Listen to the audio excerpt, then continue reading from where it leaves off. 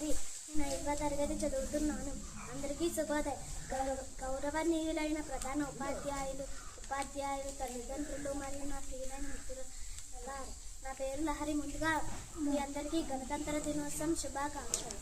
ఈరోజు జనవరి 26 మరియు 77వ గణతంత్ర దినోత్సవాన్ని మనం జరుపుకుంటాం. ఈరోజు ఎంత ఆనందంగా జరుపుకుంటాం. గణతంత్ర దినోత్సవం భారత జాతీయ పండుగ. ఈరోజు భారత రాజ్యాంగం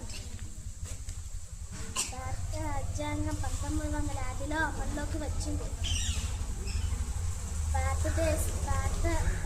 రాజ్యాంగం భారతదేశ అత్యున్నత చట్టం.